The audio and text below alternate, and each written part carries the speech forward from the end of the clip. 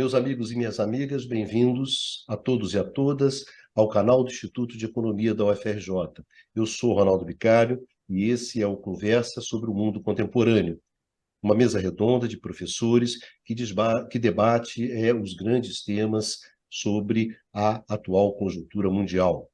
O tema desse Conversas 63 é a Argentina. Mais uma vez, a Argentina se vê diante de uma crise econômica, diante de uma crise política. Mais uma vez, a Argentina se vê diante dos seus fantasmas, dos seus conflitos e dos seus impasses. E, mais uma vez, estamos aqui, no Conversa sobre o Mundo Contemporâneo, debatendo esse país tão importante para o nosso continente e também muito importante para o Brasil. Então, o tema de hoje é a Argentina, a crise argentina.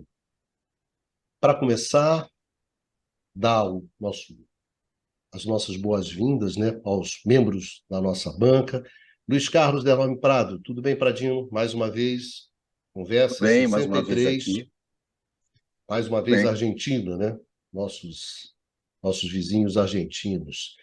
Eduardo Bacham, um tema que você gosta, né, Bacham? Argentina. Gosto do tema. Você acompanha, né, há muito tempo. Então, nesse 63. E a propósito, na frente do Campeonato Brasileiro, só a gente, né, Baixa? Só Só a nós. gente. Só a Os gente. melhores do Rio. Os melhores do Rio. Nuno Mazati, nosso correspondente, diretamente da França, das barricadas de Paris, uma coisa assim. Vai lá, Numinha. Boa noite a todas e todos. Boa noite aos camaradas. Vamos para mais um programa. Pois bem, lembrando a vocês que vocês podem ter acesso a esse programa no formato de podcast e vocês encontram nos melhores tocadores, né? Buscando o canal IE-UFRJ. Lá vocês encontram todos os programas do canal do Instituto de Economia da UFRJ no formato de podcast, inclusive o Conversas. Pradinho, começar com você. Argentina, mais uma vez. vamos lá. Como você falou, Bicalho, a Argentina está numa crise profunda, né? Falar que a Argentina está numa crise profunda parece ser uma expressão quase que habitual. A quantidade de crises que a Argentina viveu nos últimos 20 anos é muito grande. Mas, no momento, ela enfrenta uma inflação superior a 100%. Na verdade, a inflação argentina só não é maior do que Líbano, Síria e Zimbábue. Quer dizer, Líbano e Síria são dois países com conflitos de várias ordens, né? E Zimbábue com problemas internos também gravíssimos. A taxa oficial de pobreza gira em torno de 40%. Embora é importante chamar a atenção que a Argentina tem uma renda per capita superior à do Brasil, tem uma distribuição de renda melhor que a brasileira. De qualquer maneira, a pobreza na Argentina está a taxas bem elevadas. Você tem uma taxa de câmbio na rua, uma taxa de câmbio livre, que é quase o dobro da taxa oficial, e as reservas são em torno de 33, 35 bilhões de dólares, muito pequenas para o tamanho da economia argentina. Nessa circunstância, o atual presidente, Alberto Fernandes, ele já anunciou que não vai se candidatar à reeleição. Eleição na Argentina em outubro, e em agosto, se eu não me engano, em agosto tem tem um período em que os candidatos são definidos. São um sistema de primárias que eles têm. O ministro da Fazenda deles, o Sérgio Massa, que é um peronista influente, ele vem tentando administrar as circunstâncias na medida do possível, mas a situação é realmente muito difícil. E o principal temor e é uma preocupação que, principalmente nós, que já vivemos momentos difíceis, temos que levar em conta, é o líder da oposição, Javier Milei, que se diz um libertário, mas tem muitas características parecidas com o Bolsonaro aqui e com o tipo de discurso que foi feito no Brasil também da extrema-direita. Então, a ideia, a natureza do argumento, o Milei, ele é um personagem do rádio, se diz um economista conservador, se descreve como anarcocapitalista, seja lá o que isso queira dizer, tem uma visão de Estado, crítico do Estado e várias coisas que nós já conhecemos em torno disso daí. Além disso, tem um discurso, afinal de contas, quem é o culpado pelo desarranjo da economia argentina? Eu acho que eu não vou aqui entrar numa longa discussão da economia argentina, eu acho que o Baixa pode falar com mais detalhes do que eu vou falar agora, mas eu queria só pontuar algumas coisas. A Argentina teve um histórico de governos conservadores fazendo erros muito pesados na economia argentina, e isso remonta desde o governo militar. Enquanto o Brasil teve governos militares que, no plano econômico, eram desenvolvimentistas, protegiam a indústria, etc., no caso da Argentina, foram políticas extremas neoliberais. A Argentina, depois, é uma sociedade com grau de divisão que até recentemente o Brasil não tinha. Eu desconfio que agora nós estamos parecidos com isso daí. É uma sociedade muito partida nesse sentido. Além disso, a causa primária do desequilíbrio da Argentina tem a ver com a sua sistemática e tradicional desequilíbrio nas contas externas. Um ponto importante chama a atenção. Enquanto o Brasil, no boom entre 2002, 2003 e 2010, durante os dois governos do Lula, acumulou reservas, a Argentina, na época, com Kirchner, não fez esse mesmo movimento, ela não acumulou reservas. Teve até um período, tal como o Brasil, razoável em termos de crescimento das exportações, mas não fez. Quando a situação se reverte, principalmente a partir de 2010, a economia argentina, principalmente o comércio exterior da Argentina, cresce pouco. Um ponto que eu queria chamar a atenção para vocês: o Brasil é o maior parceiro comercial da Argentina. Algumas vezes a China passa, mas a China e o Brasil são os dois maiores parceiros comerciais da Argentina. Quando o Brasil entra em crise também, a partir do golpe sobre a Dilma e o período trágico dos governos o Temer e depois os governos do Bolsonaro, de economia muito tumultuada, isso vai bater isso vai afetar muito a economia argentina, como afeta a economia uruguaia também, mas os efeitos vão ser um pouco diferentes. O peso do Brasil no continente, principalmente no Mercosul, é muito grande.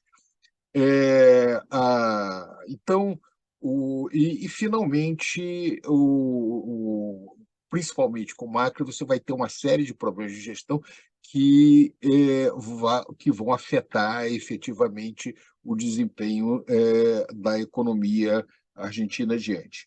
Finalmente, a Argentina está sujeita quando você pega a dívida externa argentina, ela está muito vinculada principalmente a credores oficiais, o próprio FMI, a outros tipos de credores oficiais, porque ela vem já há algum tempo com muita dificuldade de obter financiamentos privados. Mas um ponto que é importante chamar a atenção de quem está nos ouvindo: todo país com graves problemas na balança de pagamento e com desvalorização monetária tem graves pressões inflacionárias. Se você olha a inflação alta da Venezuela, que agora está mais baixa em função da renegociação junto com os Estados Unidos, que vem facilitando por razões da guerra da Ucrânia a exportação da Venezuela. Mas toda vez que você tem problemas de balança de pagamento muito graves, que leva à desvalorização da moeda nacional, isso leva a aumento do custo de tudo aquilo que é importado, isso vai ter efeitos sobre o nível de preços domésticos. No caso da Argentina, uma outra característica é que o setor bancário da Argentina é muito pequeno para o tamanho da economia argentina. As pessoas têm muito medo de botar dinheiro no banco. Por que isso? Porque a Argentina teve um histórico de quebras bancárias que efetivamente levaram às poupanças das famílias, e isso não foi, de alguma maneira, coberto.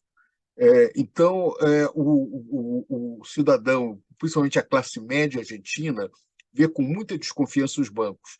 E hoje eles preferem botar o dinheiro deles em moeda estrangeira, em dólar, e guardar em casa.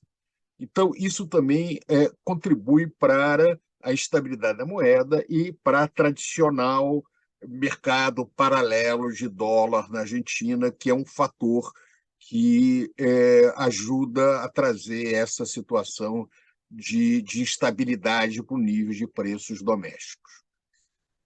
Há uma série de outras questões, mas eu acho que agora esse é o cenário que eu queria colocar aqui, a relação da fragilidade externa. Obviamente, o FMI está fazendo recomendações daquelas tradicionais para a Argentina, liberalizar importações, fazer corte de gastos públicos, uma série de coisas do gênero, mas, de alguma maneira, a Argentina vai ter que reestruturar mais uma vez a sua dívida externa. A situação é muito difícil por esse lado. Sem ter algum tipo de reestruturação, vai ser muito difícil reduzir o tamanho, as pressões inflacionárias da Argentina. E, nesse momento, com a extrema-direita crescendo no mundo, há um risco muito grande da situação ficar mais deteriorada se alguma dessas figuras, principalmente essa figura muito marcada, né, pelo culto à personalidade, pelo discurso messiânico que é o Milei, foi eleito. É um risco real que nós estamos olhando aqui à distância, né, vendo, mas que vai afetar muito as questões econômicas e políticas da América do Sul, pela importância estratégica e pela importância para o Brasil que a Argentina tem. É o nosso terceiro parceiro comercial, isoladamente, e nós somos o primeiro ou o segundo deles, isoladamente. Então, o Brasil e a Argentina são dois países que têm uma relação econômica muito próxima, e isso é destino, porque geografia tem a ver com a proximidade, são as duas economias importantes da região, e dificilmente isso vai se reverter. Então, o que acontece na Argentina afeta o Brasil, e o que acontece no Brasil afeta a Argentina. É isso aí. Vamos lá. Obrigado, Prado. Baixa, o Alberto Fernandes, ele anunciou que não iria concorrer à reeleição na semana passada, né? Na terça-feira, acho que 21 de abril. Então, tem análises que veem essa crise argentina, inclusive a crise econômica, como sendo fruto de uma crise política, fruto da incerteza acerca dos resultados da eleição desse ano. Pois bem, isso é uma visão. No entanto, quando você olha a inflação em março, foi alguma coisa em torno de 8%. Anualizado, deu mais de 104%, mais de 100%. O dólar bateu na terça-feira 500 pesos. A Argentina está vivendo uma seca histórica, né, que reduziu as exportações em 20 bilhões de dólares. No paralelo. No paralelo. Isso. Baixãozinho, remarcações de preço, né, aquelas coisas. Tem uma dimensão política na crise argentina. mas tem uma dimensão forte econômica, né? Uma dimensão muito forte econômica, histórica, estrutural. Então, eu queria que você desenrolasse esse, desenrolasse esse tema aí, né? Que é a dimensão econômica da crise argentina. Tem uma dimensão política, que a gente sabe, mas a dimensão política, a dimensão econômica é muito forte, né? Seria interessante que as pessoas compreendessem um pouco essa natureza estrutural dessa crise argentina. E não é à toa que a gente vai e volta, né, várias vezes no tema. A Argentina está em crise já faz alguns anos. Agora, o que a gente tem observado nas últimas semanas é uma crise dentro da crise. Tá? Houve uma corrida contra o peso nos últimos 12, 13 dias, que fez disparar o dólar no mercado paralelo, com impactos imediatos nos preços, sob a forma de remarcações.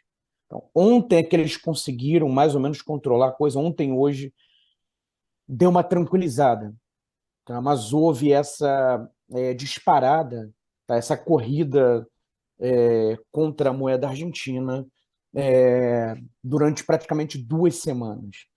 Tá? E na raiz desses problemas argentinos, tá? É o seguinte: é uma economia que há muito tempo padece do problema de ser uma economia com escassez de dólares. Tá? Faltam dólares nessa economia. Tem um problema forte de restrição externa. E num contexto como esse, quer dizer, o que dá para fazer, né? Um caminho natural é introduzir restrições no mercado cambial. Tá? É isso que fez, por exemplo, a Cristina Kirchner, há 12 anos atrás, tá? Nos seus, ainda no seu primeiro governo, tá? E manteve no seu segundo governo. Só que aí o Macri ganha, tá? E com um programa neoliberal, ele promoveu uma liberalização no mercado de câmbio. Tá? Eliminou essas restrições no mercado cambial, tá? Criou facilidades e criou facilidades para, por exemplo, os exportadores argentinos não precisarem carregar os dólares para dentro da economia argentina, podiam manter no exterior. Tá? Isso combinado a medidas fiscais mais austeras e a introdução ali de um regime de metas de inflação em 2015, como a que a gente tem no Brasil, tá? Eles achavam, a equipe do Macri achava que haveria uma enxurrada de investimento direto estrangeiro para a Argentina e, ao mesmo tempo, a eliminação das restrições impulsionaria as exportações argentinas. Tá? Não foi o que aconteceu. Na verdade, a Argentina entrou num ciclo de endividamento externo, tá?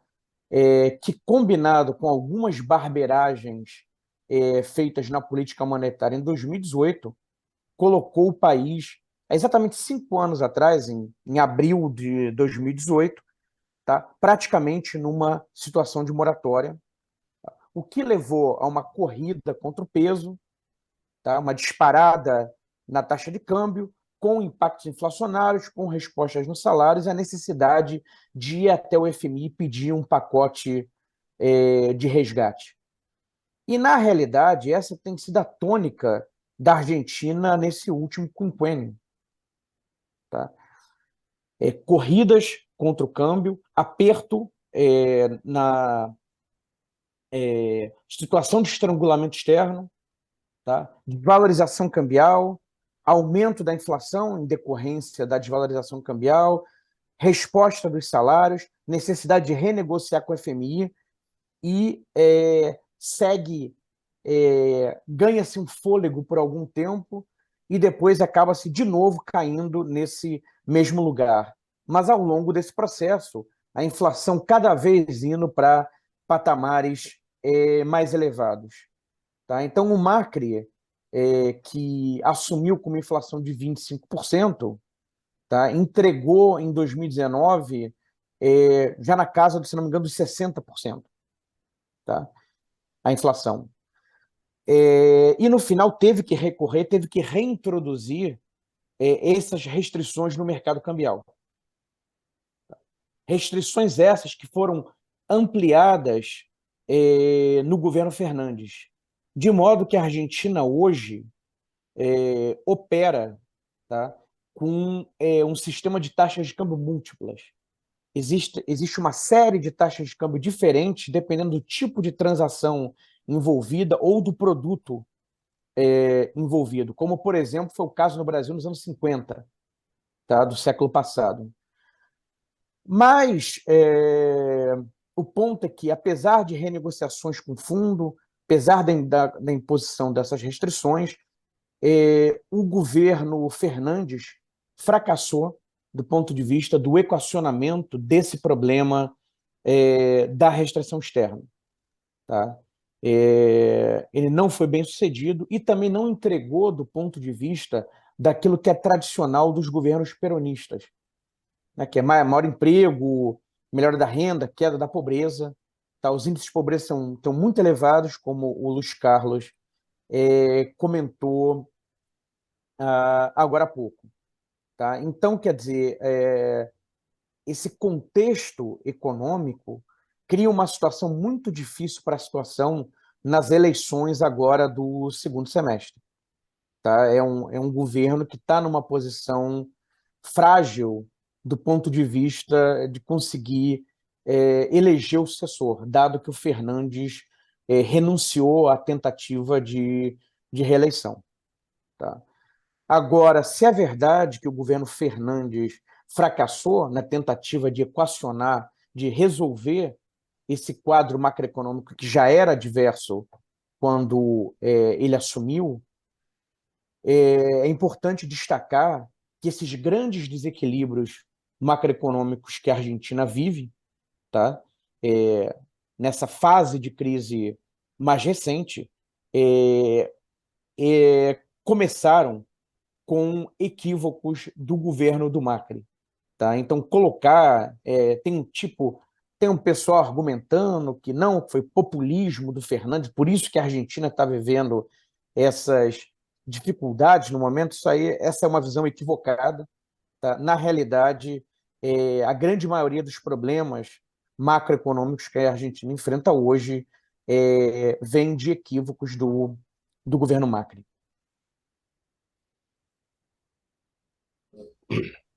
Obrigado, Baixa. O Macri pendurou um papagaio, né, Baixa, de 45 bilhões de dólares na estadia. Não é pouca coisa, né? Quase uma arara, Bicalho, não é nem um papagaio. Tamanho, né? Isso aí, rapaz, não é brincadeira, não. Então, Numa, eu queria conversar um pouco com você pelo seguinte: uma questão recorrente na Argentina é sempre essa discussão da dolarização, né? Na verdade, o Javier Milei, a proposta dele é uma dolarização plena, né? O final do Banco Central. Esse papel da dolarização na Argentina é uma questão sempre muito, muito pesada, né? Que tem influências econômicas pesadas. Por outro lado, houve uma tentativa, no caso do Alberto Fernandes e do peronismo, de ter uma saída mais ao centro, né? E uma aposta que a Cristina fez e que, ao fim e ao cabo, não se consumou, né? Não aconteceu. E hoje a gente tem um caso concreto que nenhum dos últimos 3 presidentes vai concorrer, né? Fernandes não vai concorrer, Macri já avisou que também não vai concorrer, e Cristina, até o momento, não disse que ia concorrer ou não, porque, na verdade, tem um processo, né, correndo com relação a ela, foi condenada a 6 anos, um banimento, né, da política, muito parecido com o processo de lawfare, né, que a gente assistiu aqui no Brasil e assistiu também em outros lugares. Utilizar a justiça para fins políticos, né, na Argentina parece que não é diferente daqui. Então, como isso ainda está em julgamento, a Cristina tem sempre o perigo de entrar na eleição, como aconteceu com o Lula, né? Você entrar na eleição e conseguir chegar até o final. Então, a gente tem uma situação politicamente muito confusa. O que eu ia te perguntar é isso, não, sabe que eu me lembrei também, Numa, que o Hollande também não concorreu à reeleição, né? O Hollande da França também não concorreu à reeleição. O que eu complicar perguntar para você essa, quer dizer, essa combinação de uma situação econômica sempre à beira de um estado de nervos, né? E como isso se reflete também, se junta com essa questão dessas tentativas de vir para o centro, né? Que me parece que o Petros também na Colômbia também se está encontrando dificuldades com essa alternativa. E essa questão argentina, né? Mas que tem uma dimensão política, tem uma dimensão dramática, tem a extrema-direita, mas também tem essa parte econômica muito dura, muito difícil, né? Então, eu ia pedir que você combinasse um pouco essas duas coisas, brincasse um pouco com esses dois temas que vão desde a dolarização, da questão dura das elites argentinas, né? Muito duras, muito duras. E o Milei está fazendo acenos, né? Acenos muito claros para essa elite e situações bastante complicadas. Então, desenrola isso, não? Acha Vou um senso, tentar, acha pelo um senso menos. na falta de senso, acha uma lógica na falta de lógica, né? Bom, exatamente. Na verdade, como meus camaradas Luiz Carlos e Eduardo já comentaram, eles já colocaram algumas das questões principais, e de fato, se a gente for pensar na situação política argentina atual, ela tem muito a ver com opções de políticas econômicas, políticas macroeconômicas em particular, mas que são sempre vinculadas, em última instância, com, vamos dizer, interesses defendidos pelos sucessivos governos, tá? Então, se a gente for olhar na questão, obviamente, bom, até agora a gente tinha uma espécie de dois grandes blocos, né? Que eram peronista, onde de facto até o último mandato da Cristina Kirchner, dominava a ala da esquerda do peronismo, ou seja, mais envolvida, mais comprometida com políticas sociais, mais comprometida com uma melhoria do padrão de vida da população, e particularmente das parcelas mais pobres dessa população, né? Já, de facto, com o Fernandes, como você colocou, Bicalho, a gente tem assim, ficar recentrado, né, no sentido em que o Fernandes e, mais ainda, o Massa, né, que atualmente cumpre um papel de uma espécie de super-ministro, né, da Fazenda, mas também controlando uma parcela importante, né, das políticas públicas do governo federal argentino, a gente vê que aí é uma ala mais da direita, entre aspas, ou mais centro-direita, né, do peronismo, que ganhou força, tá? Pelo menos que sim, é responsável por muitas escolhas políticas. Então, a gente vê que o peronismo em si já é algo muito complexo. Tá? O peronismo é difícil definir, a não ser que a gente considere que o ponto comum entre todas as suas tendências seria algum grau, né, de preocupação com a situação do povo e particularmente das pessoas mais pobres, né, da população argentina. Tá? Algo que, por exemplo, a gente não encontra no outro grande bloco, a direita argentina, e que já tomou nomes muito diversos, né? Bom, que no caso dessa eleição teria a denominação de juntos por el câmbio, juntos para o câmbio, para a mudança, seria melhor traduzir, mas que, em geral, defende os interesses tanto dos grandes proprietários de terra, quanto do agrobusiness ligado a ele, ou seja, os frigoríferos, todo o setor de transformação e exportação de matérias-primas agrícolas, o setor extrativo também, mineral, que não é negligenciável no caso argentino, e, obviamente, as elites urbanas e a classe média alta urbana, tá? E nesse grupo, obviamente, bom, não há nenhuma preocupação com o povo, tá? Então, exatamente seria a grande diferença entre peronismo de um lado e direita do outro. Bom, no caso, como foi bem planteado pelo Eduardo, pelo Bastian, pelo Eduardo, houve uma série de erros do ponto de vista de política econômica que foram cometidas pelo Macri, tá? Que levaram a um aumento considerável do endividamento externo, a necessidade de recorrer à ajuda, que obviamente nunca fica sem contrapartida do FMI, com resgates sucessivos, realizados pelo FMI, e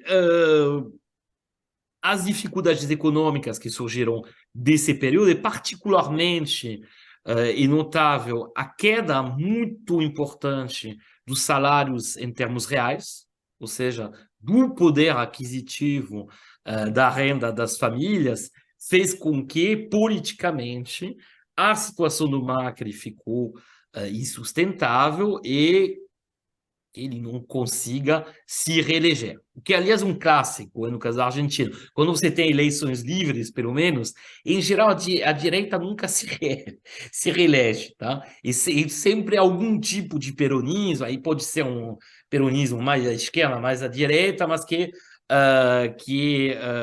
se elege porque a direita sempre erra de alguma forma, de muitas formas, na verdade, e sempre com essa ausência de preocupação com a questão da situação do povo, da situação dos mais pobres, bom, obviamente que representam uma parcela grande da população argentina e cada vez crescente, inclusive nas últimas décadas, obviamente, bom, popularmente isso não funciona muito bem, tá?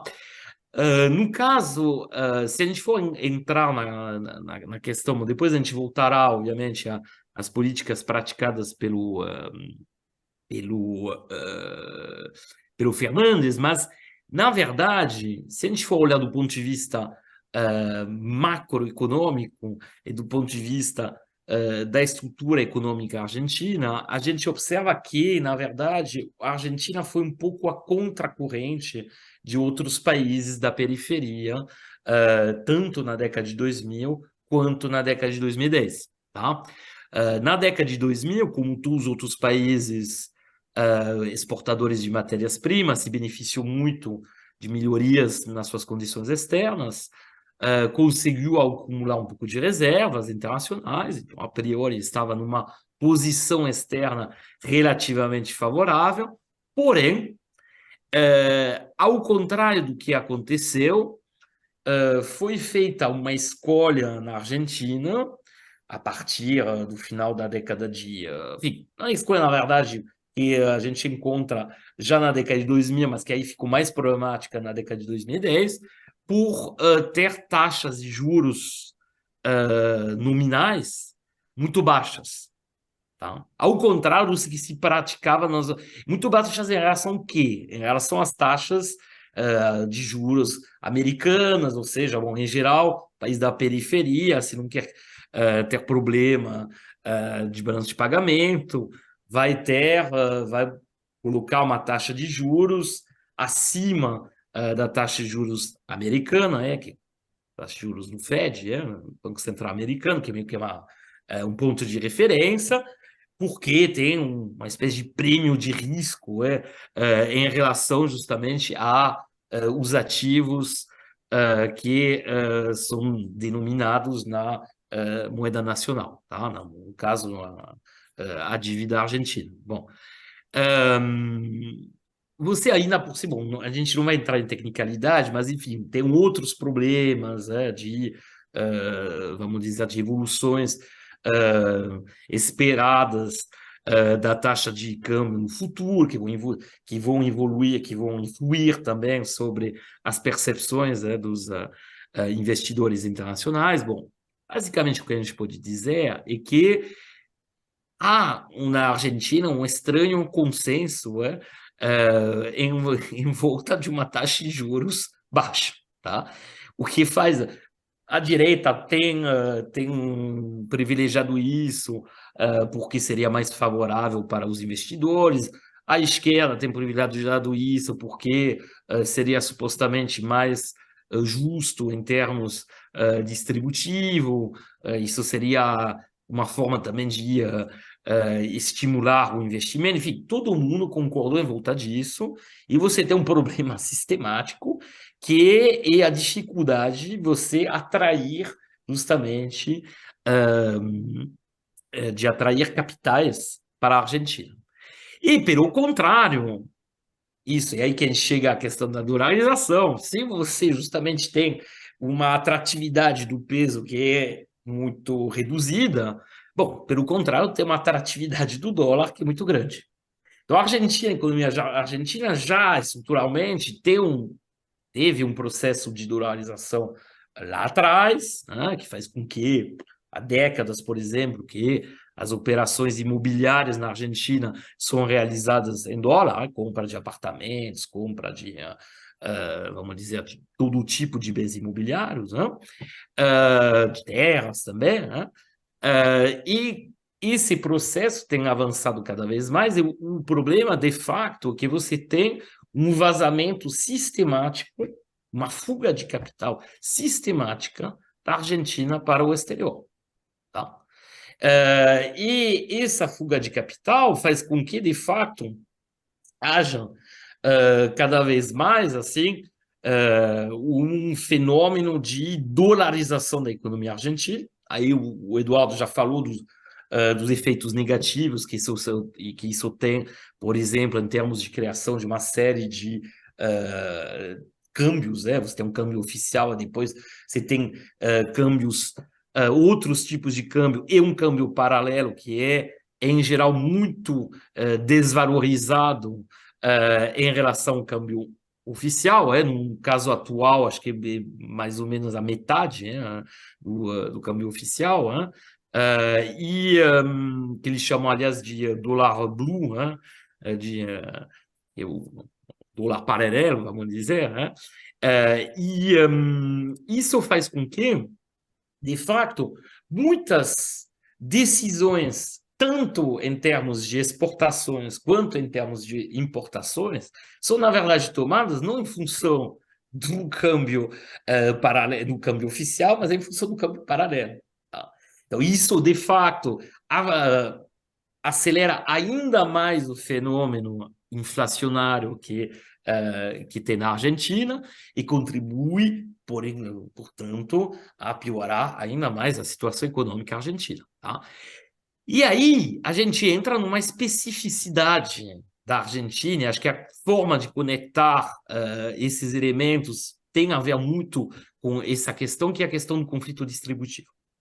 O conflito distributivo na Argentina, tá? Ou seja, a capacidade de mobilização dos trabalhadores argentinos para tentar obter recuperação salarial no caso de episódios inflacionários, exatamente o que está acontecendo atualmente, ou eventualmente em casos de períodos de crescimento, de obter ganhos reais dos seus salários acima dos níveis do crescimento da produtividade.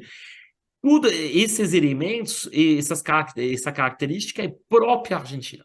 Porque se você for olhar o Brasil, Nos países andinos, Colômbia, Peru, Chile, você não tem isso.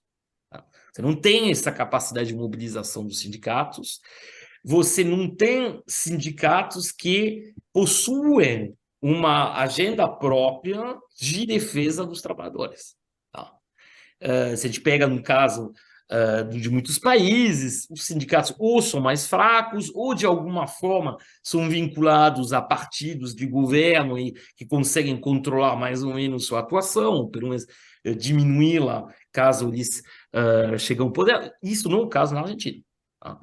Na Argentina, que você tenha um partido peronista ao poder ou um partido de direita ao poder, você vai ter sindicatos que vão pelear, que vão brigar para a recuperação salarial, para os salários, para a renda dos trabalhadores. Tá? Então, esse é um elemento fundamental. Isso explica também o grau de, vamos dizer, radicalidade que a gente encontra também na direita, que a direita argentina professa um ódio ao trabalhador, que é algo também relativamente incomum.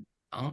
Por isso que o surgimento de uma extrema-direita na figura do Milei, na verdade, inicialmente não deixou de me surpreender, mas depois a gente vê que ele fica ainda mais à direita que a direita argentina, que já é muito, né? Está muito à direita. Tá? Mas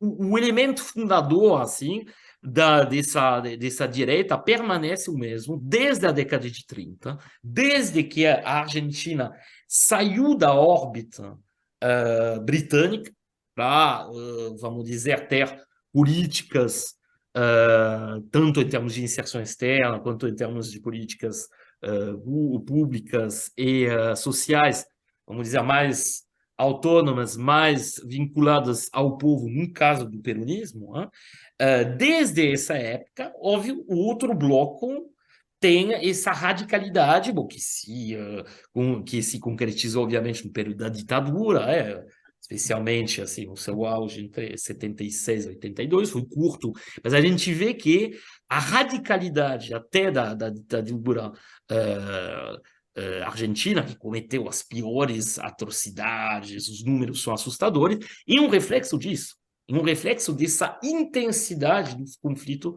distributivo na Argentina. Tá?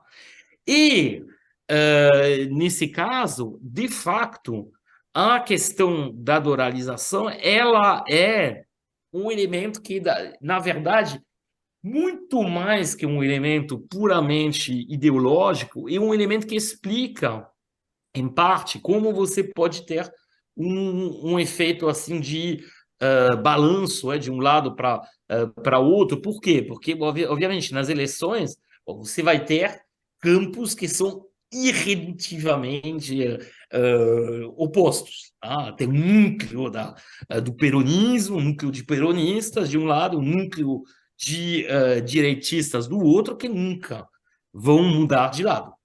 Aí depois você tem um meião. Esse meião que decide as eleições, que em geral é uma classe média de empregados, uma classe média, vamos dizer, que muitas vezes por medo de uma certa, vamos dizer, de uma perda de poder aquisitivo, de uma perda de status, pode até votar pela direita, porque estima que a esquerda, sei lá, justamente que eles estão perdendo o patrimônio, o recurso, o poder aquisitivo, só que, em geral, sempre, bom, como a gente escolhe, vota pela direita, a direita chega ao poder, só que a situação fica ainda pior, muito pior, do que nos governos anteriores. E sempre é assim. E aí volta para o peronismo. Então, a gente tem esse efeito de balanço de um lado e de outro. O que acontecerá na próxima eleição é difícil dizer. De fato, as pesquisas de opinião apontariam para a possibilidade de uma candidatura de direita, aí não se sabe ainda se será o Milei, se será de repente o Burrich, o Larreta, que são outras figuras que são figuras da direita, vamos dizer, mais institucional, da direita macrista, mas é possível. É muito difícil dizer, mas é uma possibilidade. Então, eu acho que assim, a gente consegue conectar um pouco esses elementos, mas bom, a discussão ajudará provavelmente a esclarecer ainda mais essas conexões. Obrigado, Numa. Prado, você gostaria de comentar alguma coisa sobre a dolarização, né, na Argentina? Sim, eu acho que é importante explicar para as pessoas essa questão de dolarização, de vez em quando reaparece. E é importante explicar para o público que está nos ouvindo o que isso significa. Quando você usa uma moeda que não é a sua, no caso da Argentina, eventualmente, se ela partisse para usar o dólar, ela tem um pequeno problema. Quem emite dólar não é o governo argentino, quem emite dólar é a autoridade monetária norte-americana. Então, o volume de dinheiro em circulação, se você dolariza, depende das reservas que eventualmente você tenha e também da política monetária de um país que é diferente da sua. Ou seja, os Estados Unidos vão aumentar ou reduzir taxa de juros em função dos seus problemas internos, não vai estar preocupado com o que você está fazendo. Se a gente pega os países que dolarizaram, que usam isso, a relação, você tem vários países que são parte dos Estados Unidos, tipo Porto Rico, Guam, Virgin Islands, a Bonaire, que é uma pequena ilha no Caribe, a América Samoa, etc. E de países um pouco maiores, você tem o Equador, que já há algum tempo tem a sua economia dolarizada. Você tem o Panamá, que é outro também que tem a sua economia dolarizada, mas são todos países pequenos, não tem nenhum país de grande porte. E alguns casos de fracasso famoso, né? A Argentina mesmo teve um caso, a famosa conversibilidade de um por um, que era uma dolarização da economia argentina, terminou com um fracasso Não é retumbante. exatamente a dolarização, Luiz Carlos. Acho que é aí, quer dizer, a dolarização para valer significa abdicar da própria moeda, Sim, tá? Ali, no mas caso, eram as duas moedas continuavam a existir, né? Quer dizer, era uma paridade de 1 para 1, elas se equivaliam, mas o peso argentino não deixou de existir. não, ele não deixou de existir, Baixa, mas, na verdade, naquela época, praticamente você operava, você fazia depósitos em dólar, eu recebia em peso, ia no banco e fazia depósito de dólar absolutamente livre. Os empréstimos, as operações eram feitas em dólar. Então, você tinha um componente de dolarização Não, muito grande. tudo bem, mas para reverter um sistema tipo de conversibilidade de 1 para 1 é mais tranquilo, é mais fácil do que quando você abdicou completamente da moeda, É que é a verdade, dolarização para valer. Tá? é Então, eu verdade. queria. Tem Mas esse nuance aqui que é importante. de qualquer maneira, você precisava ter, para manter essa paridade, um volume de reservas em dólar que você não tinha, e o resultado foi que, na medida em que o volume de dólar foi saindo da Argentina, os bancos foram quebrando, literalmente. Você tem uma quebradeira geral. Não é o caso da gente entrar aqui em uma discussão muito ampla da natureza daquela crise, mas, basicamente, o que você tinha, quando você tem uma taxa de câmbio fixa rígida, na Constituição funciona com a lógica do padrão ouro. A gente pode fazer um debate depois disso, mas basicamente a lógica funciona por aí. Teve o caso de um país que fez uma dolarização tradicional, foi Zimbábue, passou por um período de hiperinflação e dolarizou. Só que quando entrou em 2019, ela não conseguiu manter a dolarização. Quer dizer, pura e simplesmente ela estava absolutamente sem dólar, com problemas seríssimos em termos de reserva, então ela reintroduz o dólar do Zimbábue e usa também rand da África do Sul, e agora está uma confusão tremenda porque tem uma nova hiperinflação. A questão de um país do tamanho da Argentina ter até a discussão de dolarização, essa dolarização tradicional de retirar peso de circulação é impossível da Argentina pelo valor absoluto do tamanho do volume de transações que você tem na Argentina. Então, teria que ser alguma forma de conversibilidade. não pode ser o papel moeda, porque eu não sei nem se isso seria factível. Aí eu não tenho nenhuma maior reflexão sobre isso, teria que ver. Mas mesmo um país que é muito menor que a Argentina, que é Zimbábue, tem problemas gravíssimos com referência a isso. Eu chamo um pouco de atenção para esse ponto, porque essa é uma discussão que de vez em quando remonta. O que você tem a partir disso, ao contrário, é um movimento da Argentina, que já vem desde junho do ano passado, de se colocar para entrar nos BRICS, e a Argentina, pelo menos, sinaliza que o ideal para ela seria, ao contrário, aumentar o volume de negócios numa moeda que não fosse o dólar, que é escasso para ela, quer dizer, tentar fazer transações de peso com outros países do Mercosul diretamente. O Brasil já tem, mas seria alguma coisa similar ao que está sendo discutido, o que foi recentemente negociado do Brasil com a China. Então, essa vai ser uma discussão, a meu ver, quer dizer, como é que a Argentina vai responder a esses desafios vai depender muito do resultado dessa eleição. Se for extrema-direita, nós temos, mais uma vez, uma dessas aventuras da Argentina, Baixa, que vai ser uma maluquice. A Argentina teve a última corrida bancária clássica da história. A corrida bancária é quando as pessoas vão para a porta do banco para bater, para pegar o seu dinheiro de volta. A clássica, né? Hoje a corrida bancária é um pouco virtual, desaparece o dinheiro do banco, você movimenta de maneira eletrônica. E a Argentina é dada a fazer um pouco dessas aventuras muito radicais. E isso é um pouco assustador. Você tem um governo que tenta implementar uma política dessa absolutamente aventureira, se é que vai conseguir, mas mesmo que não consiga, o tamanho do estrago é gigantesco. Então, a meu ver, nós temos que acompanhar o que está acontecendo na Argentina, porque o resultado da campanha eleitoral da Argentina vai ter profundos efeitos econômicos na nossa região, e vai afetar o Uruguai, afeta o Paraguai. Aliás, o Paraguai também tem uma campanha política meio complicada aí pela frente.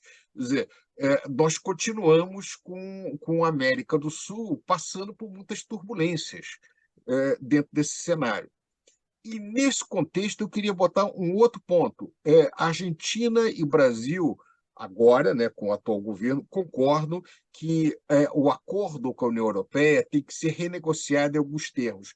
Que termos são esses? Em primeiro lugar, ser renegociado em algumas coisas de compras governamentais, que na época, quando foi junho de 19, se eu não me engano. Na época, Bicário, você se lembra? Nós fizemos até um programa, na época, foi muito antes de ter isso, onde eu chamei a atenção que dificilmente aquele acordo seria implementado. Primeiro que tinha exigências ambientais que eram incompatíveis com o governo o governo Bolsonaro, mas depois também por uma série de dificuldades que haveria quando se refere ao Brasil. Agora há uma tentativa de renegociar, só que a União Europeia está fazendo exigências muito maiores, inclusive na área ambiental e algumas coisas que têm retaliações, é um pouco mais complicado. Mas, de qualquer maneira, esse acordo com a União Europeia, com renegociado, seria importante para a Argentina, e a entrada para os BRICS seria importante da Argentina. Isso é um caminho. O outro caminho seria a Argentina, mais uma vez, caminhar para uma aventura radical qualquer, lá, dolarização, com um período com algum resultado e depois um estouro em algum momento, balançando toda a região. Mas esse comentário acho que a gente pode ir adiante. Eu gostaria só de apresentar uma coisa aqui para vocês, que tem um artigo da Fernanda Paixão, no Brasil de Fato, que tem algumas informações. O artigo é interessante e ela apresenta alguns dados sobre pesquisa, né, eleitoral, sobre os candidatos, que são dados agora de março. Então, eu gostaria aqui de compartilhar com vocês, porque eu acho que dá algumas discussões interessantes.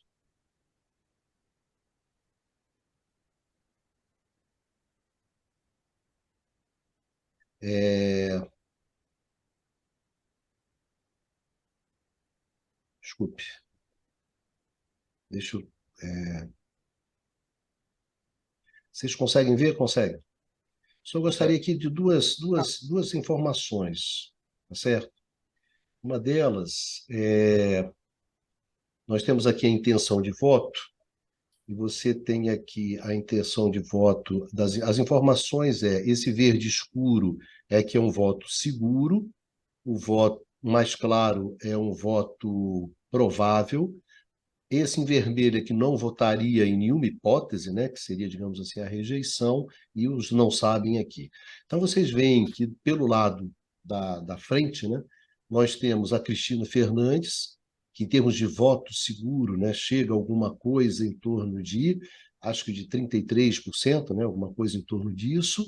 Depois o Sérgio Massa, né, o Massa aqui com 27, com 8... 35, não é isso? Em segundo, o Massa. Aqui vocês veem como o Fernandes está mal na foto, né?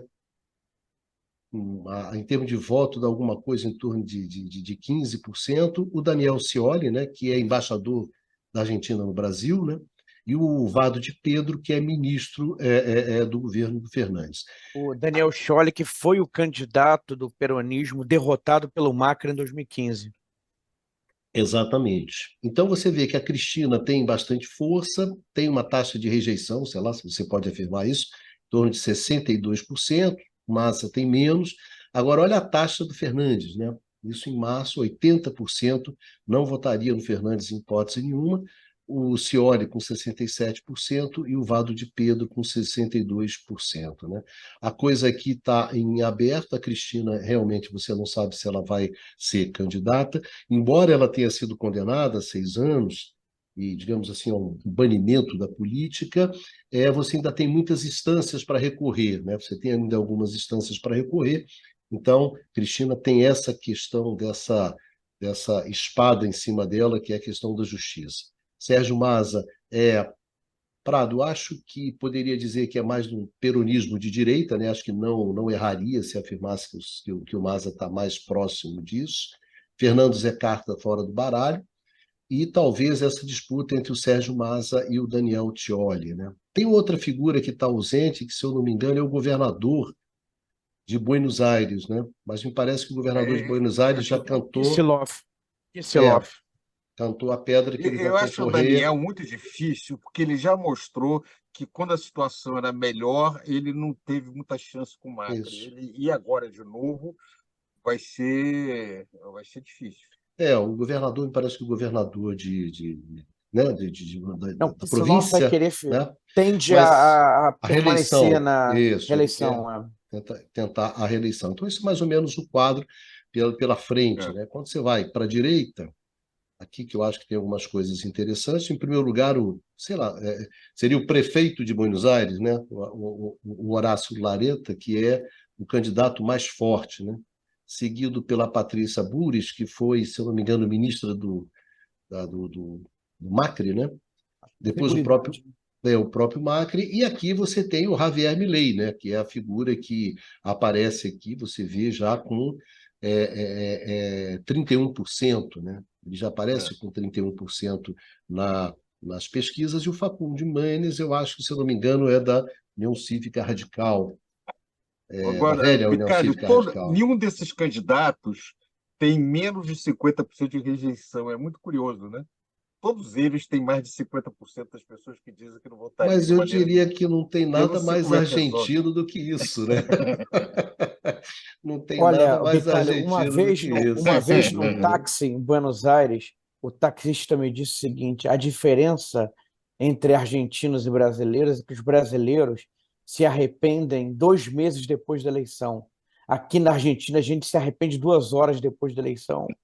É, e se arrepende até antes das eleições, né? O que parece ser vendo essas pesquisas. Então, isso é mais ou menos um quadro eleitoral com os personagens, né?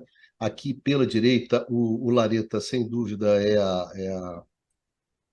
seria o cara mais forte, né? Mas há uma disputa. A questão fundamental é que você tem uma disputa forte aqui dentro da direita, né? assim como você tem uma disputa forte dentro também da frente, né? Da centro-esquerda, se você quiser chamar dessa forma. Olha, De tal Bicalho, maneira que os dois grandes grupos eles estão fragmentados, né? Os dois grandes é, grupos, o que abriria a possibilidade para o Javier Milei, né? Que vem crescendo e cresceu fortemente mesmo depois dessa pesquisa aqui, que é uma pesquisa, ainda, se eu não me engano, foi publicada, esse artigo é do início de março, provavelmente essa é uma pesquisa que tenha sido feita em fevereiro. Enfim, e pelo menos o que eu ouço, deixa eu interromper isso aqui foi só para os nossos, pessoal que acompanha a gente ter uma noção, né? Rapidamente aqui, do que se tem em termos de pesquisa. E eu gostaria de entrar numa outra coisa, Baixa, um pouquinho antes de vocês seguirem, é o seguinte, eu tenho visto algumas análises que afirmam assim que não dão muita importância para o Milei. Me parece que, às vezes, eu sinto assim, o Bolsonaro não será capaz de ganhar de um professor como o Haddad, sabe? Você tem uma tradição em função do processo muito dramático que a Argentina viveu na ditadura e dos acertos de contas que você teve depois, que você avançou, etc, etc. Então, esse sentimento extremamente de repúdio à ditadura, aquele período, poderia servir como um obstáculo ao avanço da extrema-direita. Eu ouço esse tipo de análise, né? Mas aí eu não sei se isso é uma análise mais otimista, né, de desejos, do que de fato. Na verdade, o Milei, ele tem todo aquele, isso o Prado colocou bem, ele tem todo aquele perfil da extrema-direita no mundo hoje, né? Então, eu acho que não se deve inclusive o lado subestimar, espalhafatoso. não se deve Assim, subestimar não se deve subestimar o Milei nessa eleição e a extrema-direita nessa eleição. Inclusive, em função assim, de um determinado repúdio que se tem aos políticos tradicionais, etc. Esse tipo de discurso que a gente conhece bem. E assim, o Javier surgiria como um cara fora do sistema, né? Esse Eu tipo de queria. experiência que a gente viu. Então, eu gostaria um pouco disso, de chamar atenção, porque não me parece que. E eu não sei bem o que seria uma extrema-direita argentina, né? Num país dramático como a Argentina, de tensões muito fortes e de enfrentamentos que não são poucos, o que seria uma experiência de uma extrema-direita na Argentina. Então, eu acho que é bastante preocupante esse quadro eleitoral argentino. Não me parece que, que, que tem assim. O pessoal tem feito comparações com 2018, mas sempre isso, como diria o Numa, né? Pelo amor de Deus, não me faça comparações entre o Brasil de 2018 e a Argentina de 2023, né? Que é muito tentador, né? Mas me parece que cada país tem suas especificidades. Mas que o Milei está no jogo, está no jogo. E tanto o partido da centro-direita quanto os partidos da centro-esquerda têm dificuldades, eles têm dificuldades. Então, eu acho que há uma incerteza significativa nas eleições da Argentina. E eu acho que isso vai bater fortemente na economia, Baixa. Vai lá, Baixa. Você queria falar alguma coisa, mas eu estou preocupado, porque acho que isso vai bater direto, já está batendo na Então, economia. se você vir, talvez salvo engano, dos dados que você mostrou, as maiores rejeições são justamente dos três últimos presidentes: Cristina Kirchner, Maurício Macri e Alberto Fernandes. Tá? E se você vir também, quer dizer, o eleitor votou durante um longo período nos peronistas, aí optou pela mudança em 2015, tá, com o Macri, e depois mudou novamente de volta para o peronismo. E a realidade, pelo menos esses dois últimos governos, não conseguiram dar conta dos problemas argentinos que, na realidade, se Mas, aprofundaram. mas Né? Baixa, Então, eu acho que isso é preocupante. Quer dizer, quando você vai para um lado, vai para o outro, né? E não encontra a solução, e os problemas, na verdade, se tornam ainda maiores, isso fortalece, num contexto de crise econômica aguda, tá? porque não é só o problema da inflação, tá? Até pelo problema que a gente acabou não explorando da seca, é a Isso. pior seca em 100 anos na Argentina, tá? O que está afetando setores econômicos relevantes, afetando a arrecadação fiscal, afetando a entrada de dólares, tá?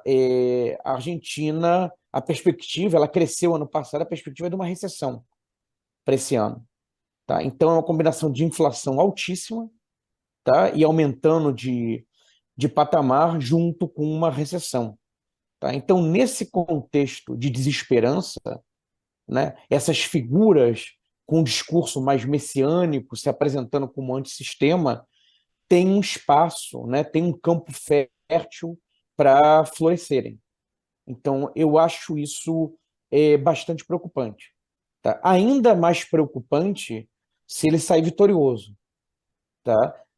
Acompanhando a discussão na imprensa argentina essa semana, eu vi um termo que acho que o economista, o principal assessor dele econômico, tá, teria utilizado, que é dolarização libertária,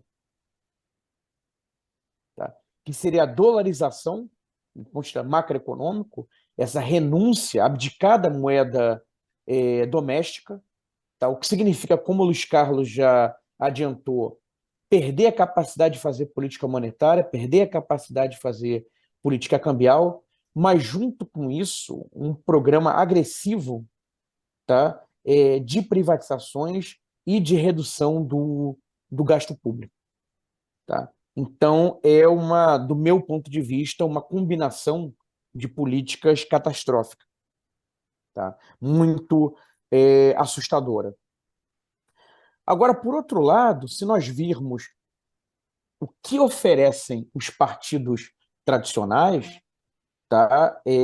Quer dizer, a falta também de criatividade e de propostas, de soluções, também assusta do ponto de vista desse campo fértil para o Milei. Tá? Estava olhando o campo lá da oposição, da centro-direita e da direita argentinas, o Juntos para el Cambio, acho que é o nome agora, né, Numa? Também não é muito criativo, o movimento do Macri se chamou Cambiemos. Basicamente, o que eles querem é implantar novamente as políticas que deram errado no governo Macri, as que levaram àquela situação de quase moratória de 2018 e que não foi resolvida ainda. Tá? É basicamente a mesma proposta econômica de liberalização cambial, tá? De eliminação das restrições, isso, de eliminação das restrições no mercado de câmbio, tá? Viria junto com um pacote fiscal bastante recessivo. Tá? E, por outro lado, no peronismo, o nome que desponta e que tem menos rejeição é o Sérgio Massa, que, como vocês destacaram, seria, digamos, dentro dessa coisa muito confusa que é o peronismo, né? Essa família de várias alas e facções diferentes que é o peronismo, seria a ala mais à direita do peronismo. Tá? Então, quer dizer, do ponto de vista de perspectivas, tá? A possibilidade de uma vitória da extrema-direita é algo, acho que bastante assustador, mas, por outro lado, se os partidos mais tradicionais vencerem, também não há grandes sinalizações de soluções para a crise econômica argentina. E só para salientar um último ponto, agora, é realmente muito difícil o grau de liberdade, o espaço que você tem de manejo de política econômica no contexto atual da Argentina é realmente muito pequeno. Tá? Porque há uma combinação, de um lado, dessa escassez de dólares que nós discutimos no começo aqui da edição de hoje. Tá? Eu, particularmente, falei bastante sobre a escassez de dólares, mas o próprio fato de estar tendo que firmar acordos com o FMI, numa lembrou bem, não são acordos são acordos com contrapartidas, que são contrapartidas que significam, na verdade, a imposição de metas fiscais, de acumulação de reservas, que se traduzem, na verdade, né, do ponto de vista da política fiscal, também numa redução do espaço para políticas mais ativas, por exemplo, de promoção do crescimento. Tá? Então, é um quadro pouco alvissareiro. Tá?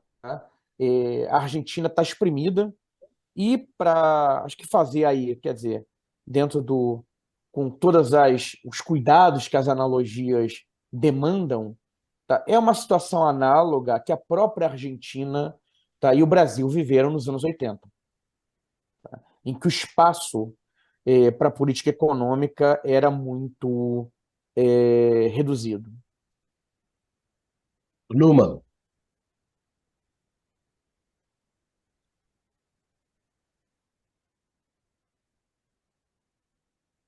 Pois é, é, acho e sempre é difícil realmente, como colocou o Eduardo, fazer previsões, né? A gente de facto tentar analisar quais são as situações, né? Quais são os elementos e características, mas eu concordo que com os camaradas, né? Com o Eduardo em particular, que realmente a situação no caso argentino, ela, do ponto de vista político, ela chegou a reproduzir de facto meio que a existência de polos, né, que são relativamente parecidos, o que se encaminham a ser parecidos, com o que a gente observa um pouco, por exemplo, na Europa. Tá? Se a gente pega o caso de vários países europeus, você vai ter uma esquerda, por exemplo, no caso da Alemanha, né? Você vai ter uma esquerda meio centro, que tem uma tendência à centralização, algum núcleo mais radical, mas né? Depois você vai ter uma direita que, de facto, tende a encolher sob a pressão de uma extrema-direita. Exatamente o que acontece, por exemplo, na França. Né? Você tem isso. Então, e sempre é difícil fazer essas comparações, mas de fato a gente tem basicamente assim quatro grupos, tá? E acho que aí tem realmente como a gente tentou fazer hoje distinguir os tipos de peronismo, né? Tem um peronismo e tem esse peronismo de esquerda mais radical, que na verdade é kirchneriano, eu diria, cristinista, mas que muito fechado em volta da figura da Cristina Kirchner, tá? De fato, isso mostra porque ela continua tendo um núcleo duro de pessoas, bom, na pesquisa de opinião que você mostrou, que voltariam para ela, tá? Um núcleo até mais forte do que, por exemplo, o Massa, né? Porém, esse grupo, esse peronismo kirchneriano, parece ter, de fato, criado uma rejeição cada vez maior por uma parte da população, tá? E aí que explicaria por que, ao mesmo tempo, seria candidata com a maior taxa de rejeição. Tem que tomar muito cuidado também com essas pesquisas, não sei exatamente de onde vêm esses dados, como você sublinhou, realmente. Metodologia, né? Qual a metodologia? Isso, se a gente for olhar, bom, todo mundo está com taxas de rejeição muito altas, então ninguém estaria eleito, então a gente tem que tomar cuidado com isso, mas certamente você tem uma rejeição à figura da Cristina que aumentou, tá?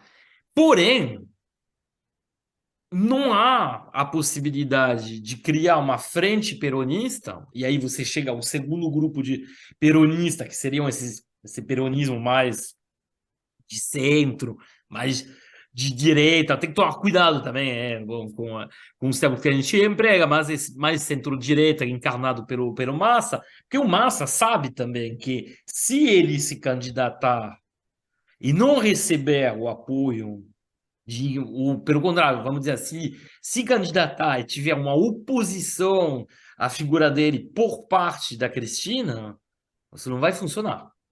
Tá?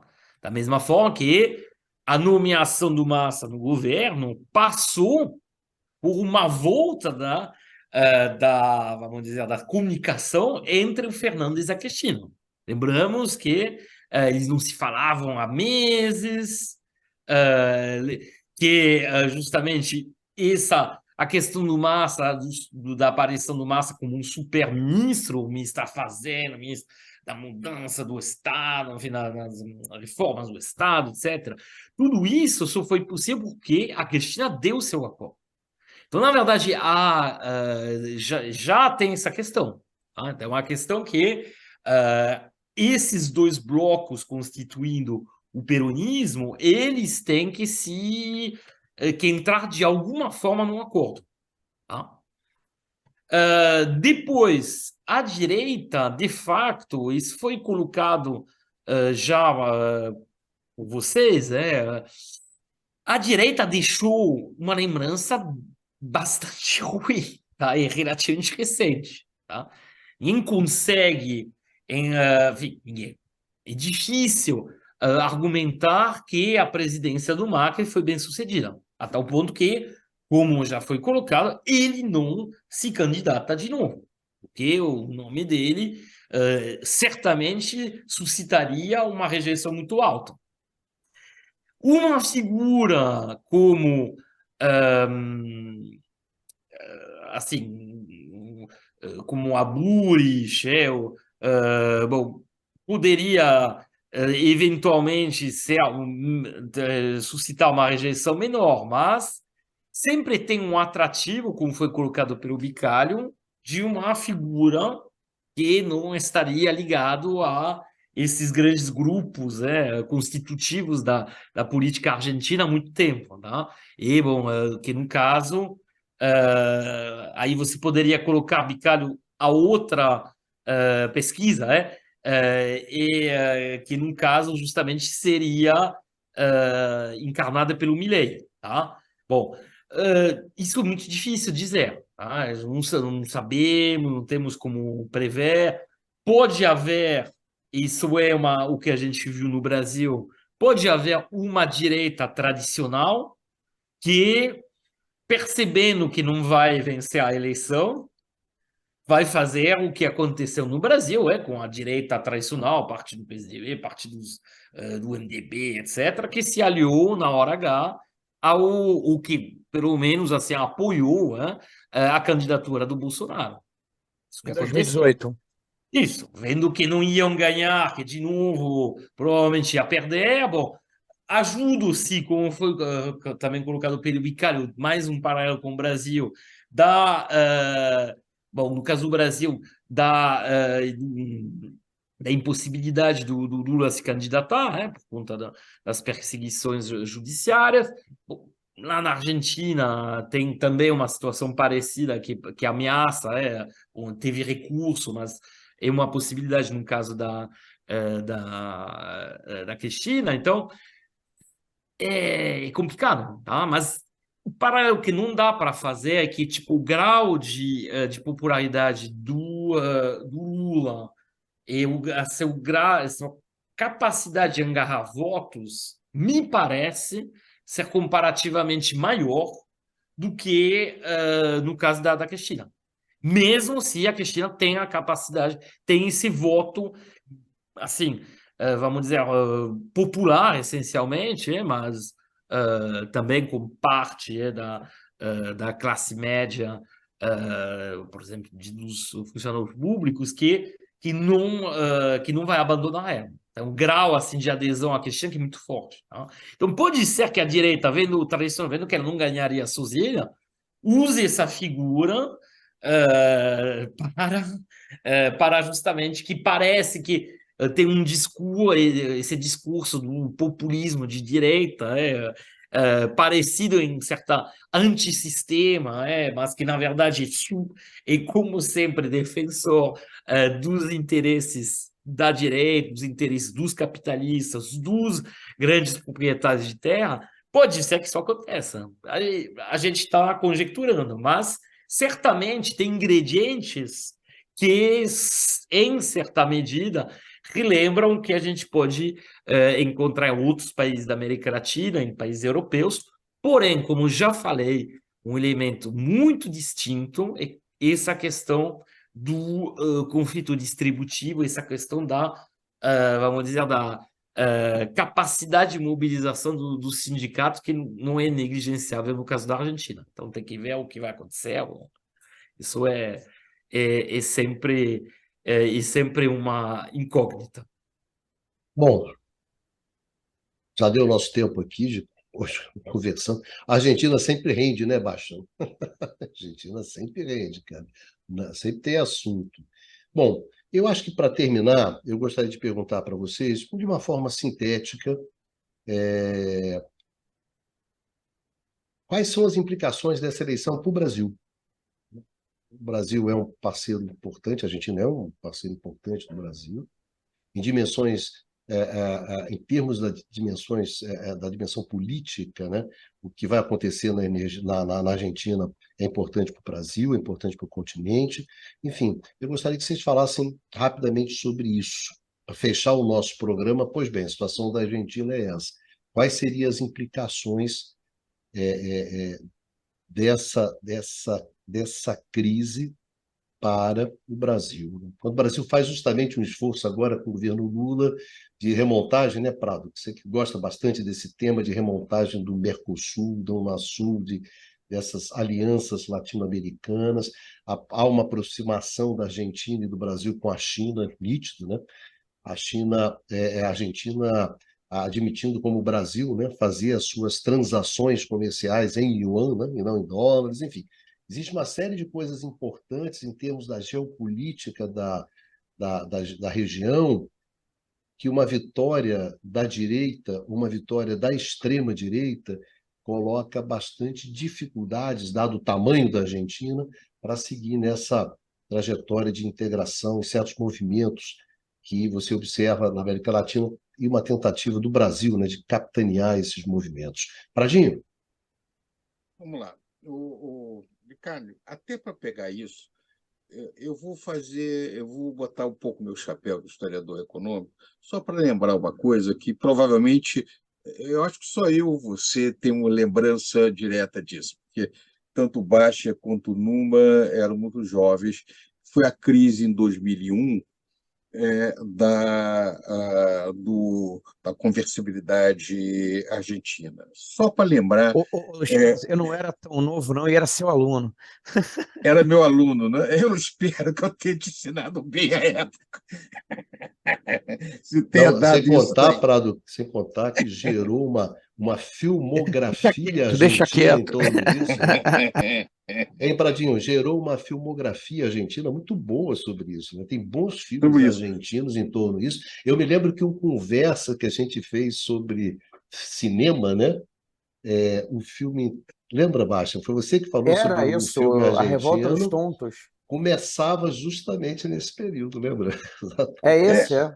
Exatamente. mas só para lembrar, só para falar para o pessoal, a crise termina quando você teve 5 presidentes da República da Argentina em 12 dias.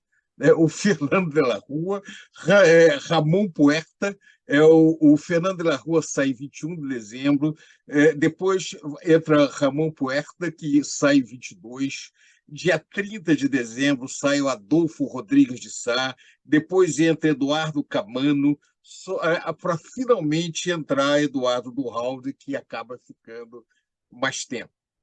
Para lembrar também, quando você teve a conversibilidade completa e começou a desaparecer dinheiro na Argentina, eles começaram a inventar moeda. A província de Buenos Aires passou a emitir o patacón, que era, na verdade, uma espécie de um papel que ele realizava pagamentos, eu não conseguia realizar pagamentos de funcionários, pagava com patacón. Até o próprio governo central criou, se eu não me engano, era LEAP, era uma moeda, tinha exatamente a letra de cancelamento e obrigações provinciais, LECOP. Você teve uma desorganização ímpar da estrutura da economia argentina, com repercussões de toda a ordem.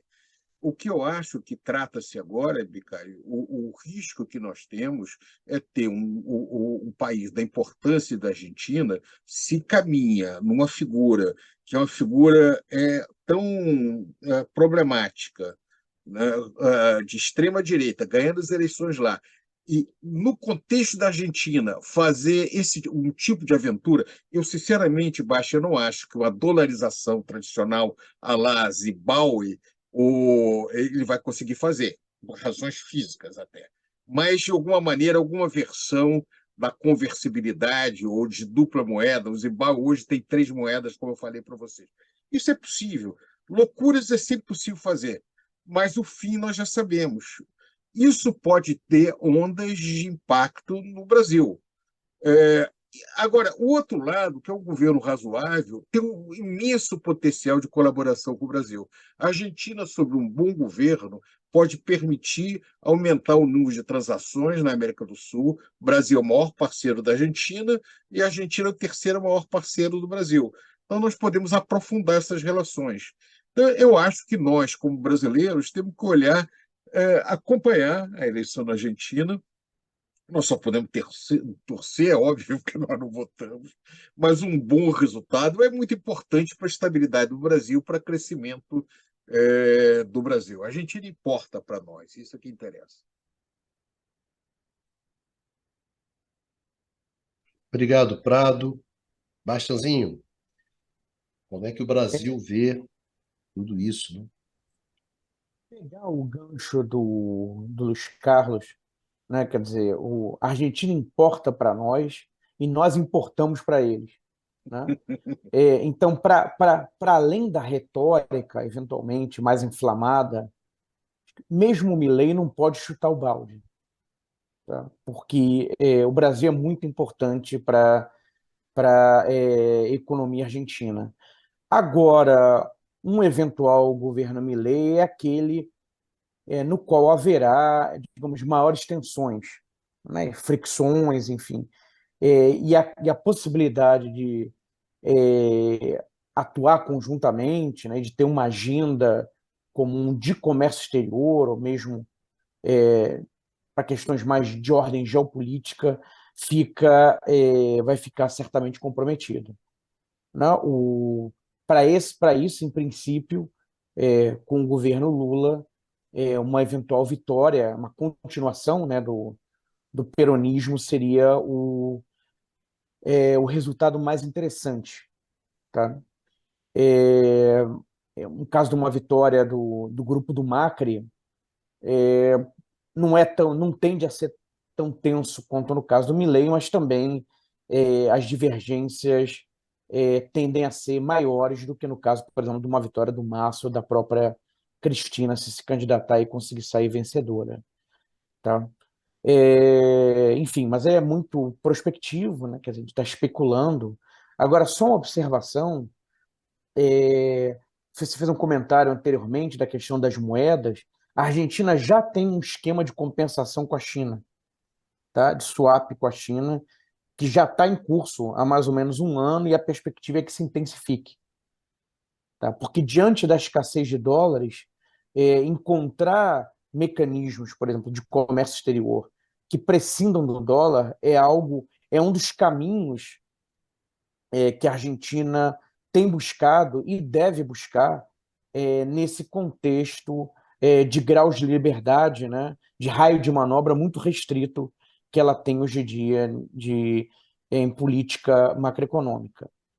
Tem uma sinalização, por exemplo, que agora, no mês de maio, 1 bi de transações com a China que seriam liquidadas, né, compensadas, que seriam realizadas em dólar, serão agora feitas por esse mecanismo compensatório com o Yuan. Obrigado, Bastian. Numan.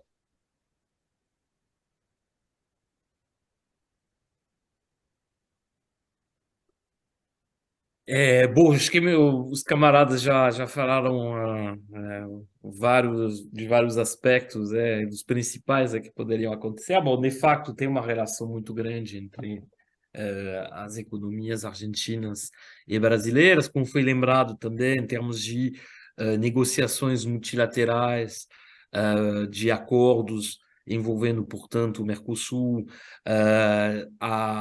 um alinhamento entre as posições argentinas e brasileiras, que são os dois países mais importantes do grupo e fundamental. Temos essas relações comerciais cruzadas, temos uma importância também sobre as outras economias da América do Sul, que é muito mais, vamos dizer, consolidada, caso haja justamente uma frente conjunta, em termos de políticas comerciais, de integração comercial, de integração produtiva. Então, seria, a priori, enfim, é importante ter essa sintonia entre os dois países, tá? Caso não aconteça, que a gente já tem um retrospectivo, tanto no período do Macri, quanto mais ainda, na verdade, num período depois do Bolsonaro, após a chegada no poder do Fernandes, aí cada país fica, de facto, numa posição menos favorável em relação ao exterior, enfim, aos países fora da América do Sul, né? E, de fato, isso tem efeitos negativos sobre as relações bilaterais. Bom, a gente sabe que, por exemplo, há um efeito importante de substituição de importações de bens manufaturados por parte da Argentina,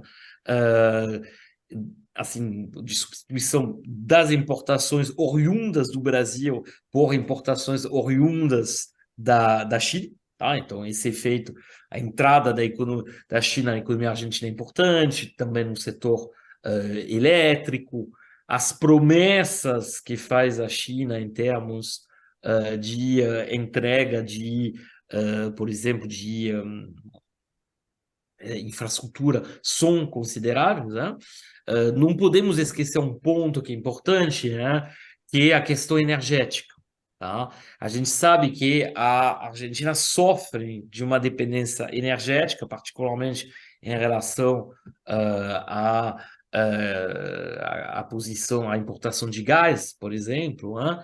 E que essa posição poderia ser melhorada, porque existem reservas importantes de gás identificadas na Argentina que poderiam ser exploradas, mas falta investimentos. Tá? E essa questão dos investimentos, tanto, obviamente, em termos de extração, quanto mais importante, em termos de transporte desse gás, né? Tanto o transporte a nível do país, quanto, eventualmente, justamente para distribuir para outros países. Isso, por exemplo, é tipicamente uma questão que se coloca, porque há necessidade de importar material, equipamentos que não são produzidos na Argentina, e para importar esses equipamentos precisaria de dólar, e o que falta mais atualmente são dólares na Argentina. Tá? Então, a questão geopolítica é importante, e essa relação com o Brasil, ela faz parte dessa questão geopolítica. A priori, se a gente for olhar o que é praticado pelo Fernandes, e bom, aí nesse sentido, não acho que haveria uma diferença tão grande no caso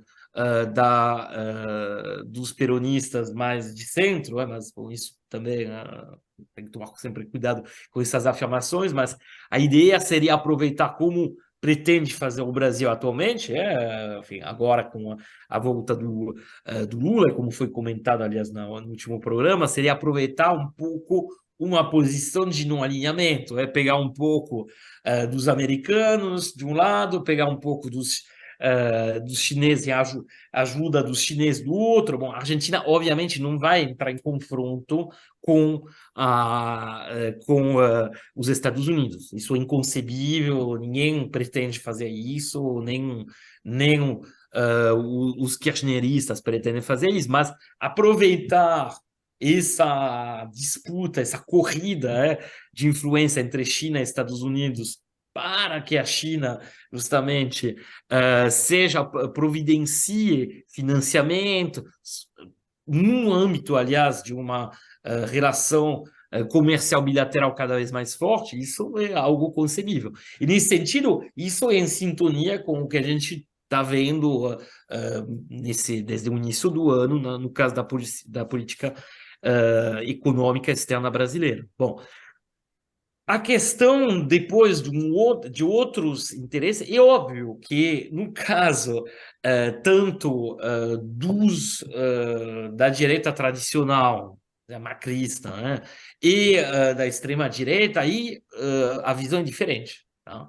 A visão é diferente no sentido em que bom, eles promoveram acordos, entraram em acordos comerciais que eram nitidamente seguiam um caminho ultraliberal, que seguiam um caminho de abertura total e tem interesse nisso. Quando você exporta bens tradables, comercializáveis, ou seja, matérias-primas que sejam minerais ou agrícolas, você tem um interesse, é uma coisa desde sempre, desde o século XIX, desde o boom exportador de 1870. Você tem interesse em ter uma ausência de política industrial, você tem interesse em ter um comércio completamente liberalizado e, em última instância, um câmbio que vai ser enfim, você não se preocupa muito em relação a essas questões. Tá? A questão de política, enfim, você se preocupa no sentido que você não quer políticas do Estado que intervêm de alguma forma na economia. Tá? Então, portanto, de fato, nessa questão, isso iria contra um Brasil que quer reintroduzir elementos de política industrial, que quer reintroduzir elementos justamente de soberania em termos comerciais, que quer promover uma multilateralidade que não seja central dos Estados Unidos, mas que respeite os interesses dos países do Sul, dos países emergentes, e, obviamente, isso entra em conflito completamente com os objetivos, assim, como as orientações da China. Tá? Então, na verdade, assim, tem essa contradição na qual poderia entrar uma mudança da política de inserção econômica, de inserção comercial externa da Argentina em relação ao Brasil, mas também em relação ao que a gente está vendo na periferia de forma geral, nos países emergentes de forma geral, e particularmente em relação à China, uma China cada vez mais presente. Tá? Só para concluir, mesmo assim, mesmo no período do Macri, a presença chinesa continua aumentando, porque o paradoxo de você liberalizar o comércio é que isso faz com que a corrente comercial com a China aumente ainda mais, tanto que a influência chinesa aumenta ainda mais. Isso é a grande, vamos dizer, contradição que você tem.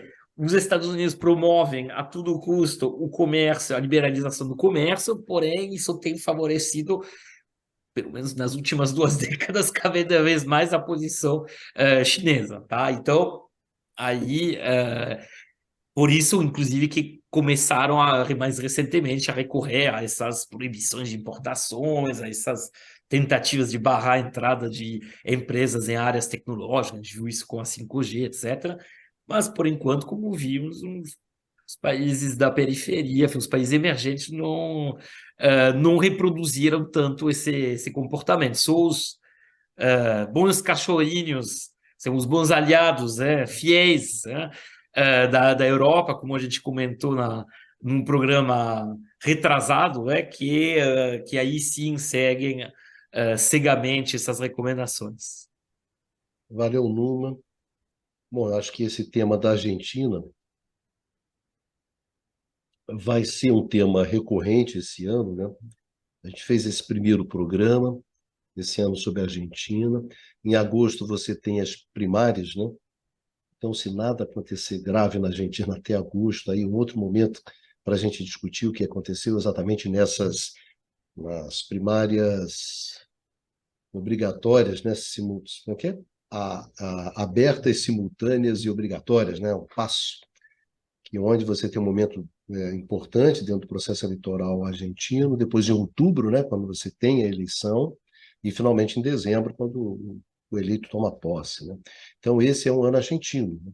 E envolvido em uma crise política, uma crise econômica, bastante tenso na Argentina vai ser provavelmente esse ano, e a gente vai acompanhar isso aqui no Conversa sobre o Mundo Contemporâneo.